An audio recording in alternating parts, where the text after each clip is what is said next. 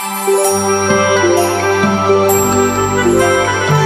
everyone, welcome to very important TOG article, Lichen Sclerosus in pregnancy, parturition and postpartum.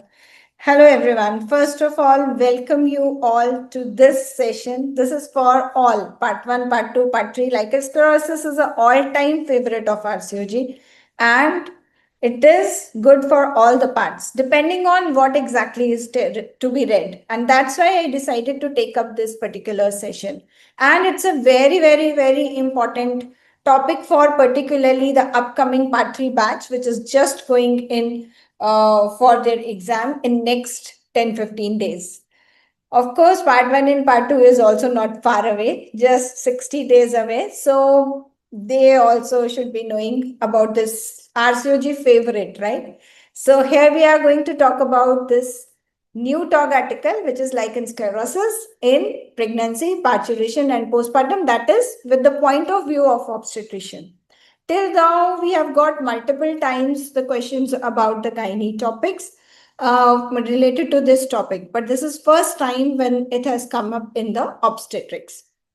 So in next 10 minutes, yes, you heard it right.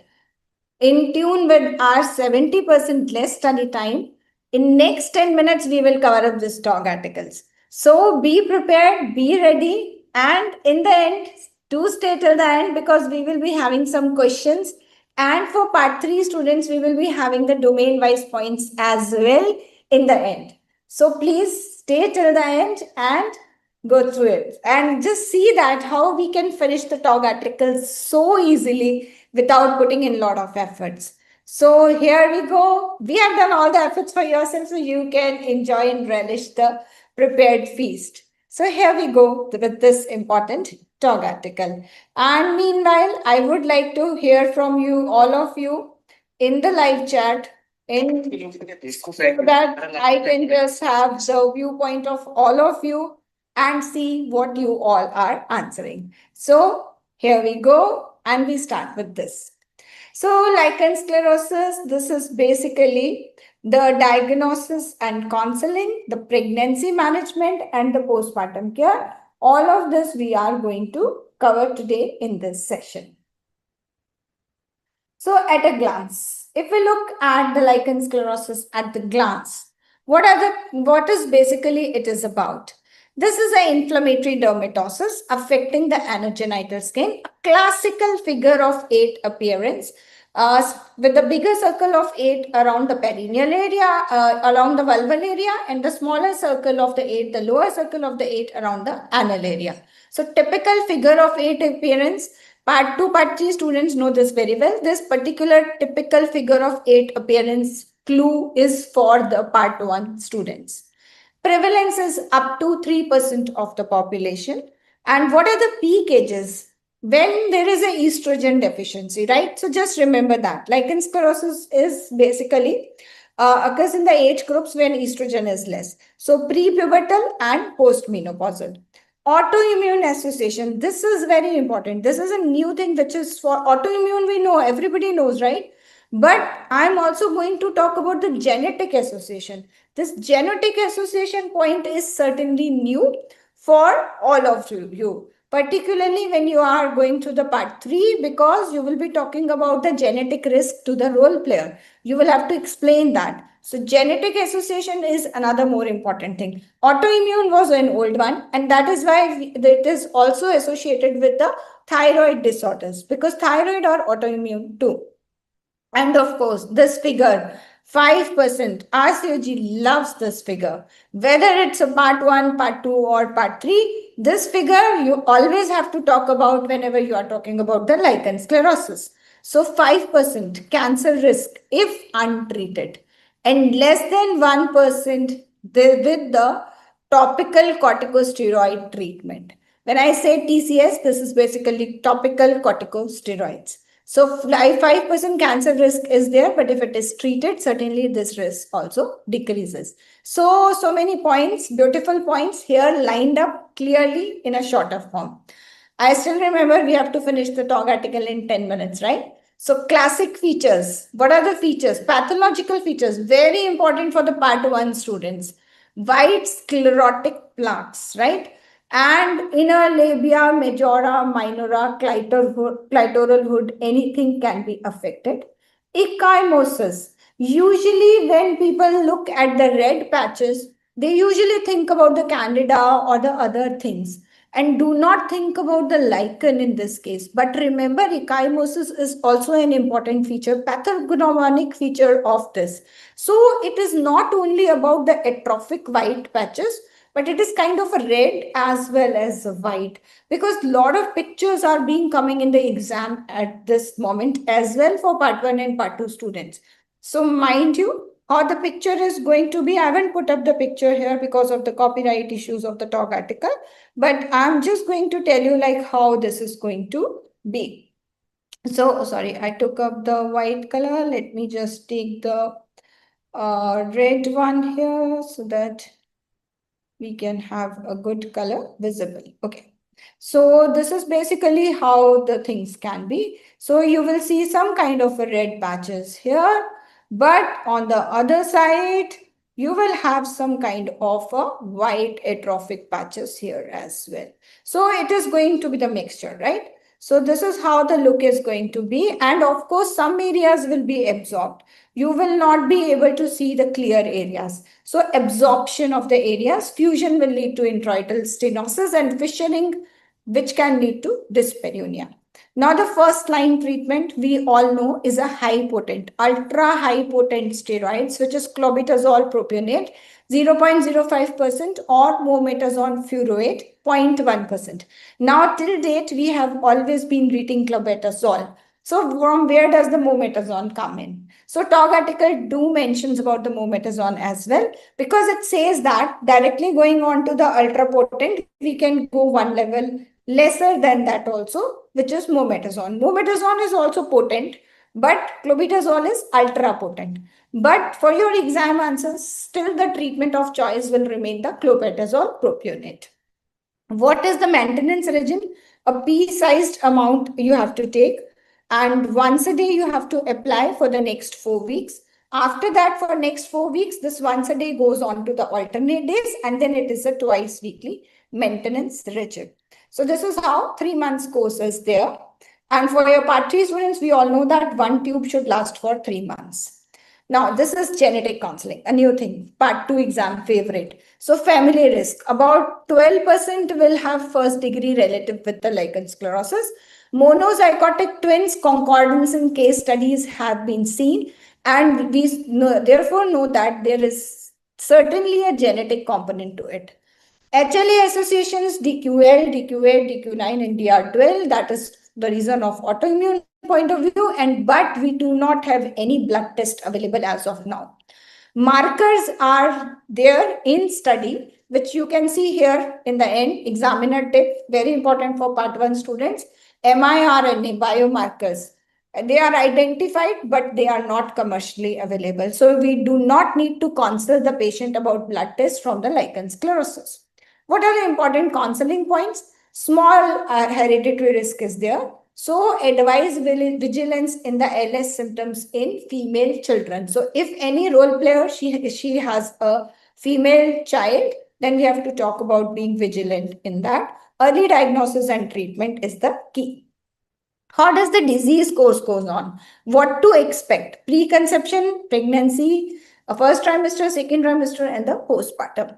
Now, preconception, establish control. Try that the patient gets pregnancy when she is in a complete stage of resolution. So that's it. As with any autoimmune disorder. So it just goes like any other autoimmune disorder, gets better in pregnancy, and postpartum it gets worse. So in pregnancy, first trimester, 44% improve. The 65 to out of 85 is the number quoted from the study which is mentioned in the talk. Pregnancy. In pregnancy, patient has to be taken care by the specialized clinic, vulval specialist clinic that will take care of it, right? So care will be shared by the vulval specialized clinics. And postpartum women, 60% may worsen in 12 months. Okay. So these lower figures are the correct values. That is 44% improve in pregnancy, 36% no change during the pregnancy, and 60% worsen postpartum. These are the treatment protocols. Clobetasol, we all know, is a safe. There is no increased risk of congenital abnormalities, preterm birth, IUGR, or fetal death. And you can continue the maintenance once or twice weekly throughout pregnancy as well. We always have read the association of steroids with the GDM and the IUGR. So do that happen with the this topical steroids as well? No. It is not with the topical steroids. Mometasone is also safe, and this is also a good option, but still this we will not consider as a first line. Calcineurin inhibitors, topical steroids, and oral retinoids, big no, not to be given. So TCS doses, low birth weight is not there. What is the mode of birth? So women with LS in labor, what are the challenges which you can face? So basically the challenge is more about the stenosis and the extensive scarring in the perineal area. If there is no scarring, no nothing, we can easily go for vaginal delivery, well controlled, well managed lichen sclerosus. If it is, yes, there is a scarring or stenosis, consider the cesarean section.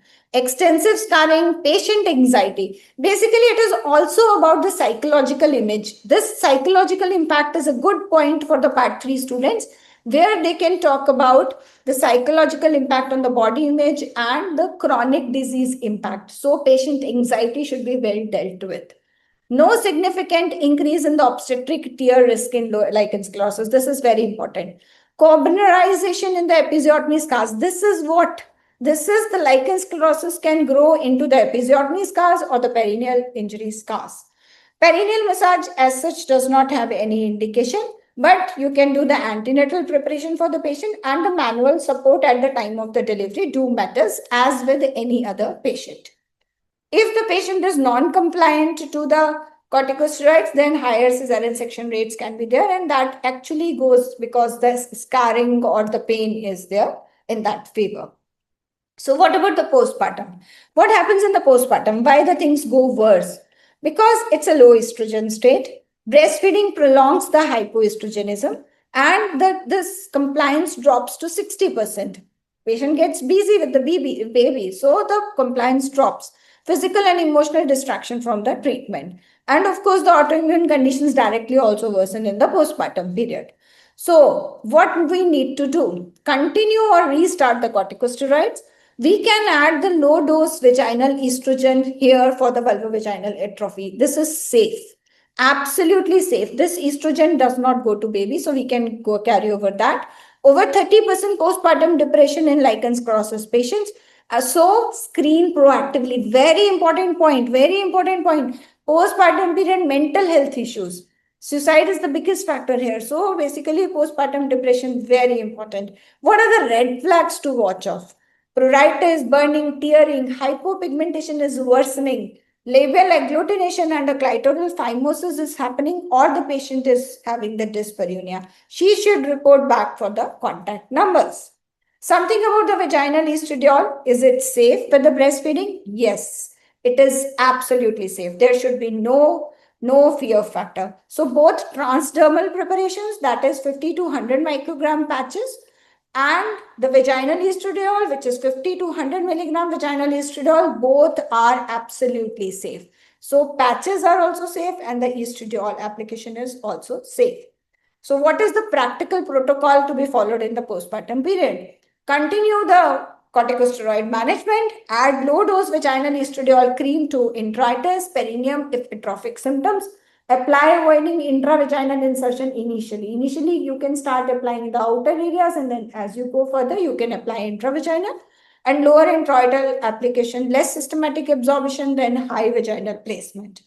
94% of the patients reported receiving insufficient information about breastfeeding. So you be the clinician who bridges the gap between the insufficient information and a properly informed patient. And you are the one who is going to cover up this. So yes, we finished it in 10 minutes. I think it's less than 10 minutes. So let's talk about some questions. Okay. So what are the options here? Clobetasol propionate 0.05%, vaginal estradiol cream, tacrolimus ointment, cesarean section, vaginal delivery, stop the topical corticosteroids immediately or the oral or the oral retinoids genetic screening, or the genetic screening blood test. So these are your options, right? Now, what is the first question? Let me just look at the chat so that I can know who is the fastest finger first. And I would certainly like to announce the name here. So, yes, very good. Oh my God, so many students here. Oh, very good. Great. So, yes, good evening. Very good evening. Yeah, so, yes. So, 28-year-old with a known lichen sclerosis on maintenance, clobetasol, twice weekly, is 10 weeks pregnant. She is worried about continuing her steroid cream. What is the most appropriate advice? 28-year-old with known vulvar lichen sclerosis on maintenance. She is worried about continuing her steroid cream. She is 10 weeks pregnant. So, what is the most appropriate advice? What is the most appropriate advice? So, yes, perfect. Dr. Radhika, fastest finger first. Great. Yes, others are also doing it right. Dr. Deepti, Dr. Yashli, and Dr. Rehta. So see, you all have learned lichen sclerosus so quickly, so quickly. Yeah, that's the beauty of these sessions, Dr. Mehnaz. So yes, A is the correct answer. Now going on to the next question. 32-year-old postpartum, 6 weeks breastfeeding, presents with worsening vulval pruritus and dryness. 32 weeks postpartum, 6 weeks breastfeeding, presents with worsening vulval pruritus and dryness. She dropped her TCS in the pregnancy due to fear. Examination shows no active infection. What two treatments would you recommend? What two treatments would you recommend? Ideally, there is no option of two treatments, but yes, you can pick up two options. I think that would be the best as well. So you can pick up actually two options because there is no option where two treatments have been combined. Yes, looking for the correct answer from you all. I know you all are going to do it good. Yes. So B, yes, A and B both, because we are going to choose two options here, right? So there's Dr. Naidu. She got the answer right. A and B, A and B, A and B. Yes, good. Yes, Dr. Deepti, Dr. Yashli, and Dr. Rohita, and Dr. Himanthi again. So here comes the third question. Pregnant woman with poorly controlled LS, that is extensive labial fusion, significant introital stenosis at 38 weeks, discuss the mode of birth. What is the recommended approach? What is the recommended approach? She wants to discuss the mode of birth, and there is extensive labial fusion and significant introital stenosis. Now, what to do in this case? What to do? Yes, this is an indication for cesarean section. So, cesarean section should be considered where extensive scarring would make vaginal delivery unsafe or cause significant patient anxiety. So, that was for the part 2 students. And then now something more about the domains. Like part 3 domain framework. How will you adjust this information into your various domains? Now, what could be the presentation of the patient? Either she can come directly as a known case of lichen sclerosus and wishes to discuss about the pregnancy options, or she can come with the dyspareunia, and then it goes on to lichen sclerosus and she wants to discuss about the pregnancy. So these could be the two possibilities here. So when I talk about the information gathering, what all we need to have? So current lichen sclerosus treatment and what is the compliance? What is the assessment like introital stenosis, scarring, what all is there? What is the breastfeeding intent of her, mental health, anxiety, and childbirth? So this is very, very important. If there is any previous deliveries, then what was the mode of delivery? Was there any complications, any tear, any episiotomy which was given? Also, you can, in cases of dyspareunia, you would also consider the history of dermatitis, contact dermatitis, and other infections in the previous period as well. So that all we need to look at. Then when we go on to the examination, it is important to examine what exactly it looks like. Is there any erythema or there are any fissures? So these all things we will look right to. Any scar tissue, what about the condition at the vestibule? Because the important differential diagnosis for the lichen sclerosus will be vestibulodynia or the vulvodynia. So that will be a good thing here. Or it could be simple candidiasis or the infective conditions, because you will have a young stage patient. So examination will be very important there. Now, what are the patient safety points? Confirm that the topical corticosteroids is safe in pregnancy, because usually the patients come with a phobia for the drugs. Identify poorly controlled the lichens process early, because as I said, the malignancy risk is also more. And the secondly, these patients may have land up into cesarean section also. So we need to properly treat that. Cobrinerization risk at the episiotomy site, that is the development of the lichen sclerosus at the episiotomy site. This is a very important point and a very important patient safety point to be told to the patient. Screen for postpartum depression, another, because mental health, you all know how favorite is that for RCOG. Communication, reassure that the pregnancy outcome is not dependent on the severity, right? It is significantly good. Explain inheritance risk in simple language. There is a 12% inheritance risk, so you need to talk about the female child, if any. Discuss 94% has the insufficient information gap. Therefore, address that breastfeeding is safe with the estrogens. Apply clinical knowledge, talk about the regime, the dose, frequency, agents. Or if you talk about the lichen sclerosus exacerbation in the postpartum period, and we talk about the differential diagnosis, as I have mentioned, that genital sexual dysfunctions, they can be part of it. The mode of birth decision making, when the vaginal delivery and when the cesarean section, and low dose vaginal estradiol is safe in the pregnancy.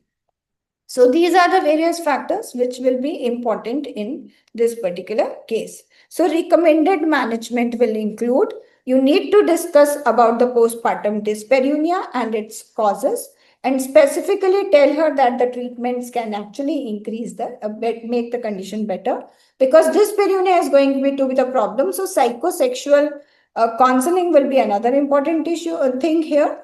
Granulation tissue, if she comes with the granulation tissue, then you have to, either you can do the silver nitrate, and very rarely you can go on to the excision. For atrophy, we have already talked about the vulvovaginal atrophy. And if there is a pelvic floor dysfunction, then we can go for physiotherapy. So looking at all of these together can make the patient fit and can bring you the success.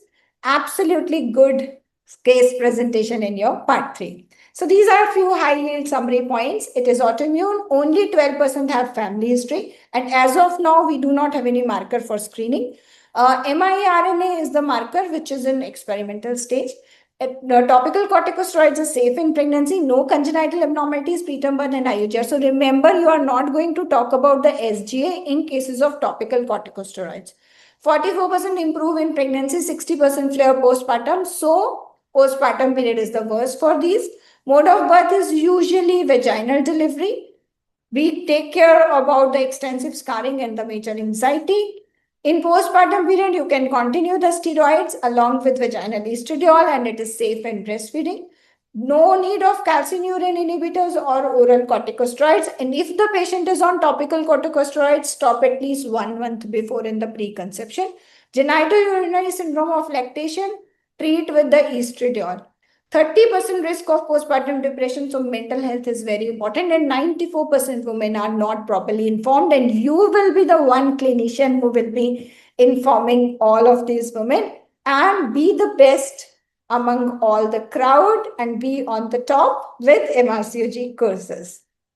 So for all those students who have not yet enrolled with us, although I can see majority of the students are our enrolled students who are in the session, but those who have not enrolled till now, they should now stop guessing and start passing in a 70% less study time. So if you haven't done so, this is a QR code. You can scan and start immediately.